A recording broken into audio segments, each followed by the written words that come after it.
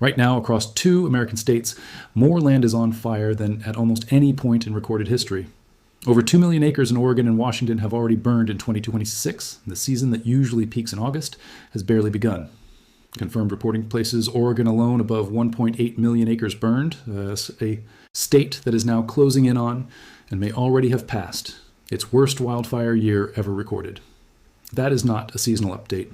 That is a historical marker being set in real time, and the people fighting these fires are telling us openly that the worst weeks are still ahead. To understand how unusual this is, you have to understand what a normal fire season looks like. A typical year in Oregon sees roughly 500,000 to 1 million acres burn across the entire season, spread from May through October. This year blew past that pace before August even started, and the reason has almost nothing to do with July's heat. It goes back to a winter that barely happened. Snowpack across large parts of the western United States hit its lowest level since measurements began decades ago. When snow disappears early, the slow summer-long meltwater that normally keeps forests and grasslands damp simply never arrives. What should have been a wet season became a dry one, and by the time lightning storms rolled through the interior Northwest in mid-July, the landscape was already primed like kindling stacked and waiting for a spark. That spark came in waves. Dry lightning, the kind that flashes and strikes without meaningful rainfall, hit ground that had been drying out for months. Dozens of new fires ignited within days of each other. Not one at a time, but in clusters, forcing fire agencies to split already limited crews and aircraft across a growing map of incidents.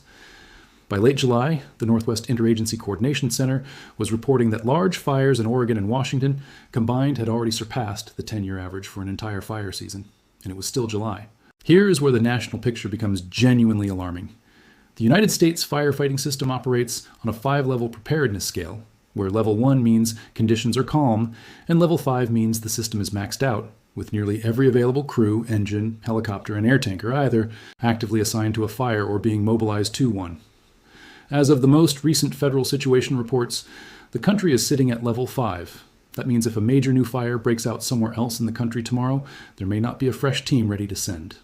The safety margin that normally exists in the system has been used up. Oregon has become the epicenter of that strain. 30 large fires are burning in the state right now, more than a third of every large uncontained fire in the entire country sitting inside one state's borders. The governor has invoked Oregon's Emergency Conflagration Authority repeatedly this summer, a legal tool used only when a fire threatens to overwhelm local response capacity. Multiple fires east of the Cascades, in the drier interior of the state, are showing what fire behavior analysts call active and extreme conditions, meaning flames are not creeping along the forest floor, they are racing through the tree canopy, and throwing embers well ahead of the main fire line, starting new ignition points before crews can even reach them. Washington's situation is just as serious, and in some ways more unsettling, because of where the danger has started to show up. Large fires burning in the state's interior have already forced repeated evacuation orders. And this past weekend, conditions escalated into something officials in Washington had never issued before, a warning reserved for only the most extreme fire weather scenarios.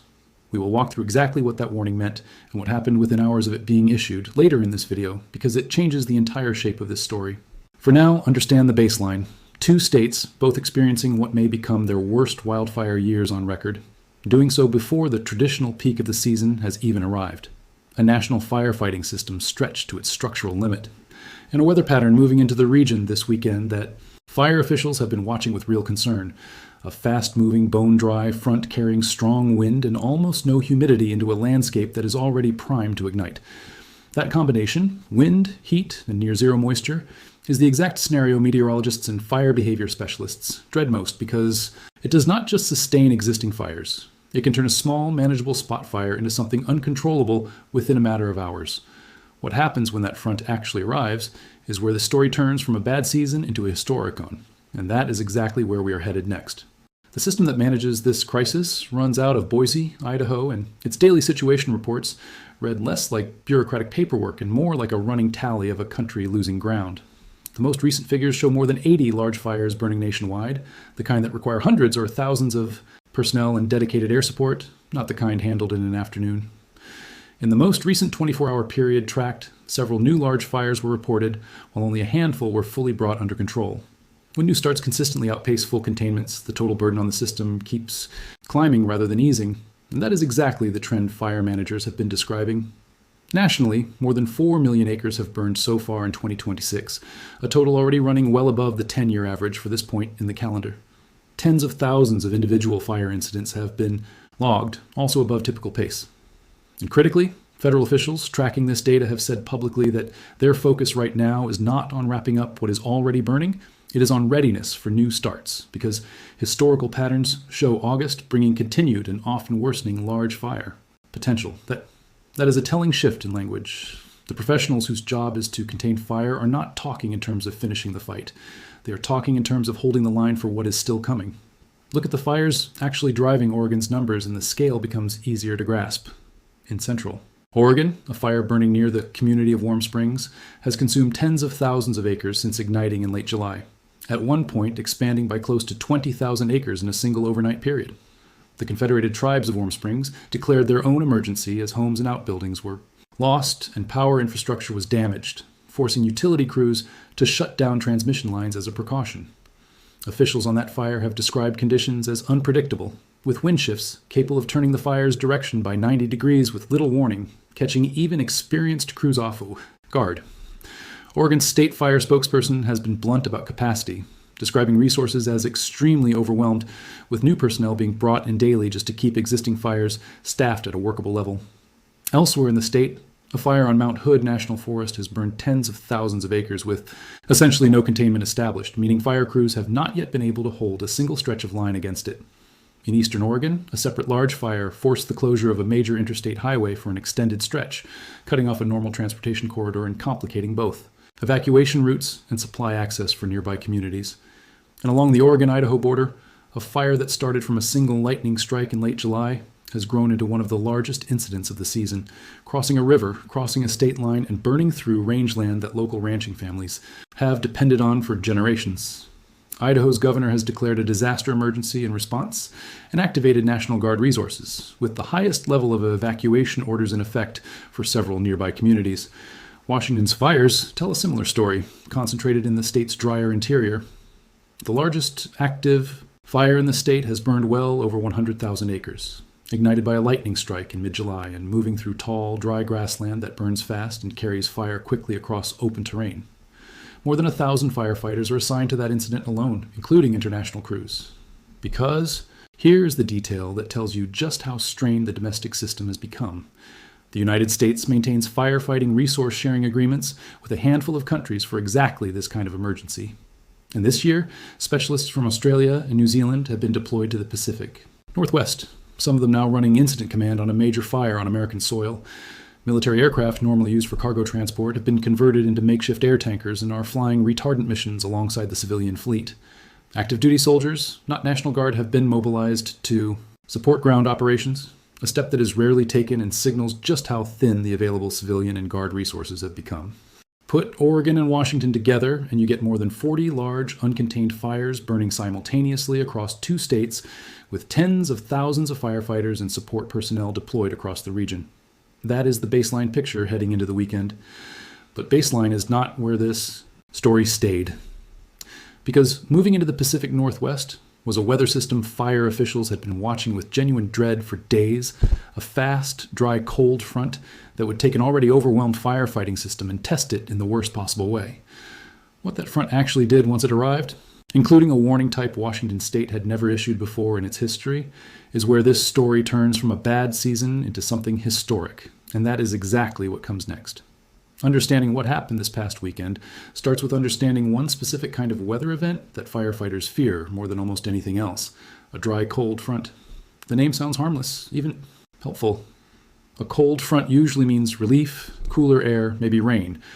But a dry, cold front is the opposite of relief. It is a front that pushes through with strong wind and a noticeable temperature shift, but without meaningful rainfall behind it.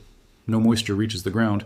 All that arrives is raw, sustained wind moving across a landscape that is already critically dry.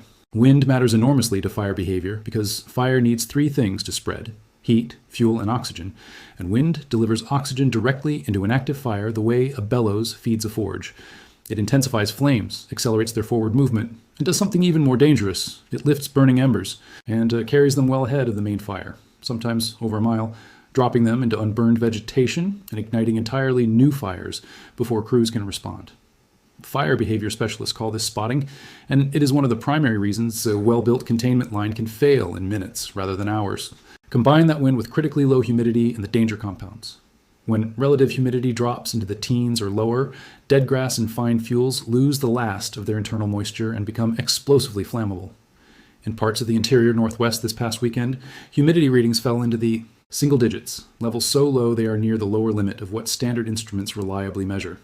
At that point, something as small as a spark from machinery, a dragging trailer chain, or a spinning tire on gravel can be enough to ignite a fire that spreads immediately. The National Interagency Fire Center had been signaling this risk for days, describing conditions moving into the weekend as widespread critical to locally extreme. The front itself arrived on Saturday, August 1st, sweeping across the inland Northwest with unusually strong upper-level winds overhead, described by forecasters as more typical of late August than the season's early days. And then something happened that added real historical weight to the moment. For the first time in Washington state's history, the National Weather Service issued a particularly dangerous situation. Red flag warning, the highest tier of fire weather alert that exists, reserved for conditions so extreme that any fire, new or already burning, could spread explosively, and where firefighting aircraft may even need to be grounded because the wind itself becomes too dangerous to fly in. That warning covered a broad stretch of central and eastern Washington, including the Spokane area. The danger did not stay theoretical. On Saturday afternoon, a wildfire broke out on the west side of Spokane. Under ordinary conditions, a grass fire like that might have burned a modest, containable area. These were not ordinary conditions. Wind drove the fire rapidly to the northeast, and within hours it had crossed into residential neighborhoods, jumping a river that would normally have served as a natural barrier, and continuing to spread on the other side. Homes ignited in quick succession, propane tanks and fuel containers exploded as the fire moved through, and thousands of residents evacuated as flames became visible from nearby highways. By that evening, well over 2,000 acres had burned inside or immediately around. A major American city, with thousands of structures under threat and a confirmed number of homes destroyed, though officials cautioned that a full assessment could not safely begin until crews could move through the smoke-choked area. Washington's governor declared a state of emergency, activated the National Guard, and issued a statewide ban on outdoor and agricultural burning that remains in effect through the end of September.